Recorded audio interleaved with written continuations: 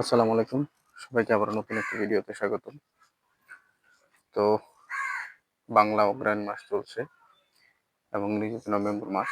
আমরা জানি বিভিন্ন অঞ্চলে ইতিমধ্যে শীতের প্রচণ্ড প্রকোপ শুরু হয়েছে। আমাদের অঞ্চলটা শেরপুর জেলায় পাহাড়ি অঞ্চলে। সে কারণে এখানে প্রচুর পরিমাণে শীত পড়ে। যেহেতু অগ্রহায়ণ মাস শুরু হয়ে গেছে, আমাদের এখানে দিনের বেলা প্রচুর গরম এবং রাতের বেলা প্রচুর ঠান্ডা পড়ে। তো সে কারণেই খামারকে ঠান্ডা মুক্ত রাখতে, বিশেষ করে আমরা যারা মোটা তাজাকরণ গরুর খামার করি তারা জানি যে শীত আসলে গরুর জন্য একটু অসুবিধে হয়। আর শীতের মধ্যে গরু একটু কম বাড়ে, কারণ শীতে গরু নিজেদের একটু গুটিয়ে রাখে আর কি, খাওয়া দাওয়া কম করে এবং বাড়েও কম। তো সে কারণে খামারের জন্য কি প্রস্তুতি নিলাম সেটাই আজকে আপনাদেরকে দেখাবো। এই যে কম্বলটা দেখতে পাচ্ছেন, আপনারা জানেন যে আমার যে গরুর খামারটি সেটা চতুর্দিক দিয়ে খোলা, এবং যেটা এক ধরনের সুবিধা আছে, গরমের কালে প্রচুর পরিমাণে বাতাস এদিক সেদিক বের হতে পারে। এবং শীতের দিনে বড় অসুবিধা হচ্ছে যে এখানে প্রচুর পরিমাণে বাতাস বা কুয়াশা ঢোকার সম্ভাবনা থাকে। আমরা বৈজ্ঞানিকভাবে যেটা জানি, যারা ডাক্তাররা আমরা যে পরামর্শটা দিয়ে থাকে, যে গরুর যে সম্মুখ ভাগ, সামনে যদি গরুর নাকের যে অংশটা, এই অংশটাতে যদি শীতে ঠান্ডা বাতাস কম লাগে তাহলে গরুকে ঠান্ডা থেকে মুক্ত রাখা যায়। তো সেই কারণেই যে দেখতে পাচ্ছেন আমার খামারের যে সামনের অংশটুকু, এখানে আমি একটা কম্বল দিয়ে দিয়েছি।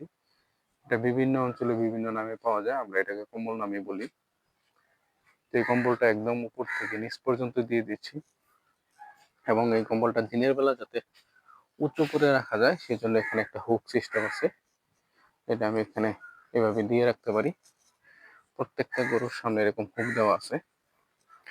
এই হুকগুলো থাকার কারণে দিনের বেলা উঁচু করে রাখা যায় সহজেই, এবং রাত্রেবেলা আমি নামিয়ে রাখি। রাত্রেবেলা বলতে সন্ধ্যার পরে আমি নামিয়ে দিই। তো গরুগুলোকে দুপুরে খাবার দেওয়া হয়েছে।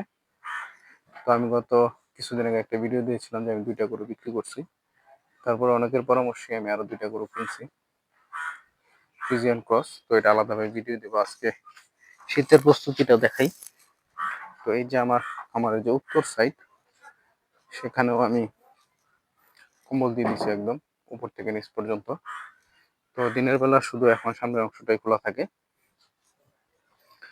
আর ভিতরে যদি দেখাই আপনাদেরকে, এই যে একদম উপর থেকে নিচ পর্যন্ত দেওয়া আছে। যেহেতু এই সাইডটা কর্নার, এই সাইডটা ওইভাবে মিলানো সম্ভব হয়নি। আর একদম শেষ পর্যন্ত কম্বল দেওয়া আছে। যেহেতু ভিতরে এখন চতুর্দিক দিয়ে ঢাকা, সেজন্য আলোর একটু সংকট দেওয়া আছে। আর এটা এই যে গরু সকালবেলা করে যে খ্যাটটা নষ্ট করে, সেই খ্যাটটা দিয়ে আমি সন্ধ্যাবেলা একটা আগুন জ্বালিয়ে দিই যাতে মশার উপদ্রবটা কমে। আপনারা দেখতে পাচ্ছেন চতুর্থ সাইড দিয়ে আমি কম্বল দিয়ে দিছি। তো এই সমস্যাটা অনেকেরই হয় শীতের সময়। তো আপনারা এই পন্থাটা অবলম্বন করে দেখতে পারেন। আর আমরা যারা মোটা তাজা করি, মোটা তাজাকরণ খামার, তাদের অবশ্যই গরুকে শীত থেকে মুক্ত রাখতে হবে। তো কেমন হলো এটা অবশ্যই যারা এই সম্পর্কে ভালো জানেন তারা আমাকে জানাবেন, আর চ্যানেলটি সাবস্ক্রাইব করবেন। আর যারা আমার গরু বিক্রি বিষয়ে বিভিন্ন পরামর্শ দিচ্ছেন তাদেরকে আন্তরিকভাবে ধন্যবাদ। তাদের জন্য আলাদা একটি ভিডিও করবো গরুর দুটো সম্পর্কে। তো এটা পিছন পর্যন্ত দেওয়া আছে, সামনেও দিয়ে দিছি। আর বিকালবেলা এটা নামিয়ে দেব। ঠিক আছে, তো আজকে এই পর্যন্তই। সবাই ভালো থাকবেন। সবাই আমার খামারের জন্য দোয়া করবেন। আল্লাহ যেন আমাদের ব্যবসা বারাকা দান করে। আল্লাহ হাফেজ। আসসালামু আলাইকুম।